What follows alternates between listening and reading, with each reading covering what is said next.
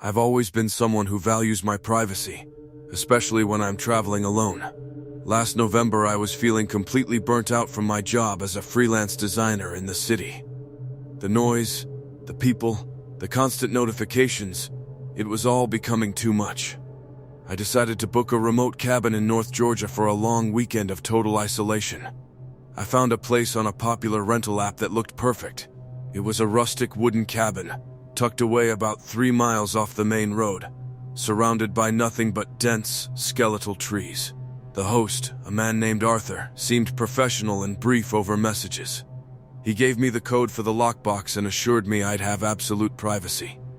I arrived around 6:00 p.m., just as the winter sun was dipping behind the jagged tree line.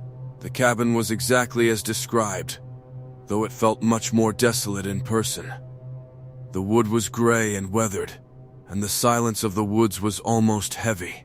As I was unpacking in the single bedroom, I noticed a smoke detector in the exact center of the ceiling. It looked strikingly brand new compared to the old, dusty beams of the room. It had a steady, blinking green light that seemed a bit too bright.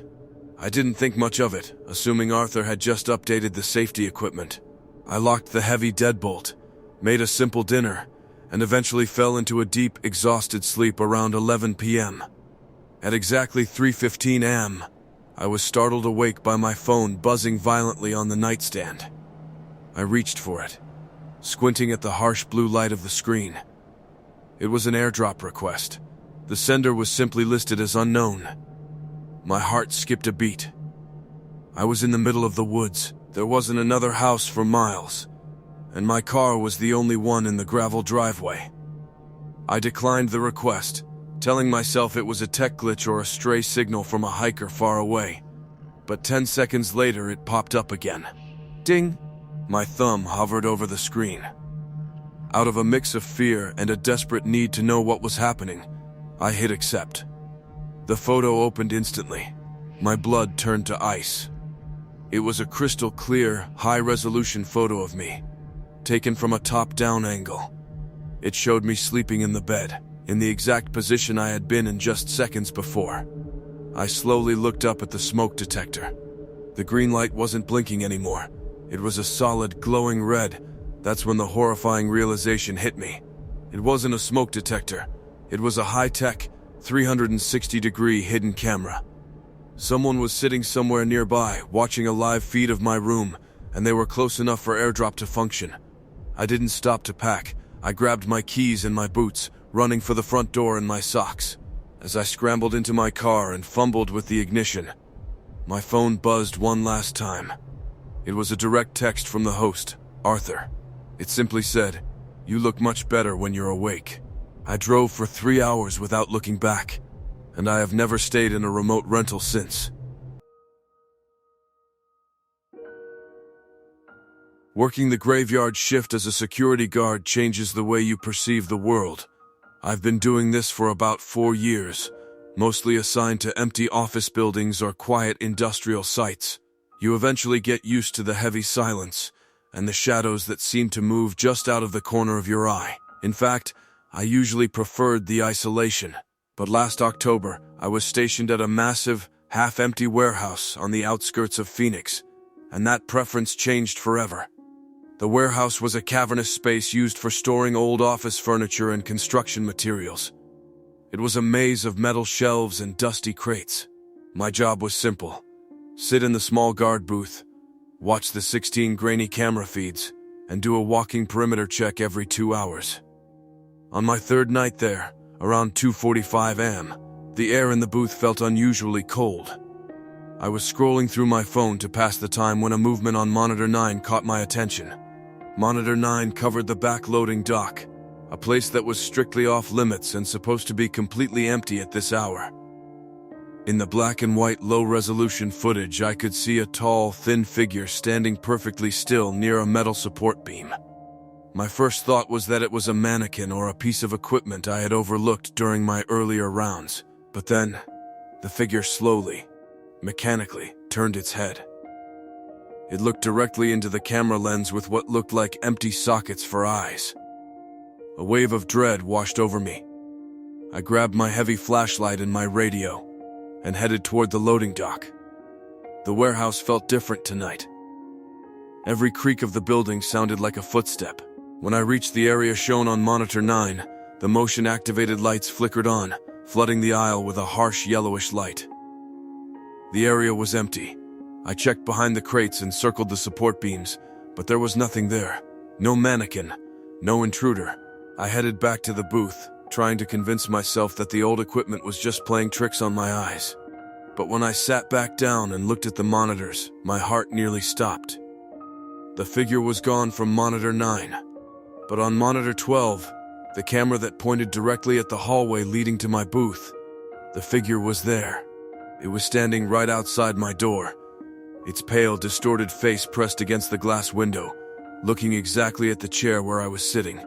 The terror was absolute because I was already inside that booth. I could feel the presence just inches away. I slowly turned my head toward the glass door, expecting to see a monster. There was nothing.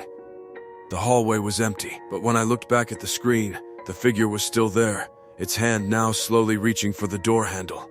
I locked the booth from the inside and didn't move an inch until the sun came up. The footage was gone the next morning, and I turned in my badge before noon.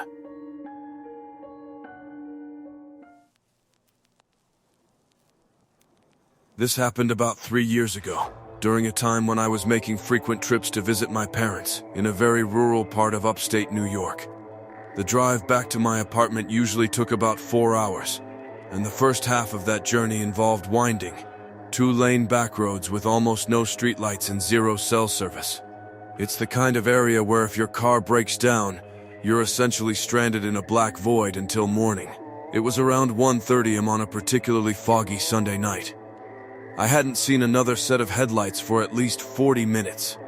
I was exhausted, gripping the steering wheel tight, just focused on the narrow stretch of asphalt illuminated by my high beams.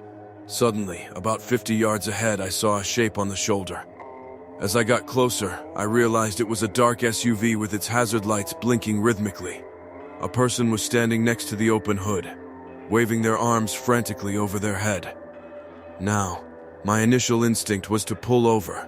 I've always been someone who wants to help. But as my headlights hit the person, a cold knot formed in my stomach. They weren't just waving for help, they were jumping in a way that felt performative. It was too energetic, too erratic for someone stranded in the middle of nowhere. It felt like they were trying too hard to look desperate. Against my better judgment, I decided to keep driving. As I passed them, I glanced in my side mirror. The second my car was past theirs, the person stopped jumping instantly. They stood perfectly still, their arms dropping to their sides like a puppet with its strings cut. They just stood there in the dark, watching my taillights disappear. That alone was enough to make me floor it. 5 minutes later, I saw a pair of lights appear in the distance behind me. At first, I thought it was just another traveler, but they were gaining on me at an impossible speed. Within seconds, the car was inches from my rear bumper, blinding me with its high beams. I tried to speed up. Hitting 75 on a road meant for 40, but the car stayed glued to me. Then, without warning, the car behind me turned its lights off completely. It was terrifying. I was driving at high speed in total darkness, knowing there was a 2-ton vehicle right behind me that I could no longer see. I could hear the roar of their engine, feeling the vibration through my seat, but the mirror was just a black square. This went on for nearly 10 miles. A silent, high-speed hunt. Finally, the trees thinned out, and I saw the glowing neon sign of a 24-hour gas station ahead. I didn't even slow down. I swerved hard into the parking lot, my tires screeching as I came to a halt under the bright canopy. The car behind me didn't pull in. It went flying past the station, and in that split second under the bright lights, I saw it. It was the same dark SUV from the shoulder. But there wasn't just one person. There were 4 men inside, all wearing identical, featureless white masks. They were all turned in their seats, staring directly at me through the windows as they sped by.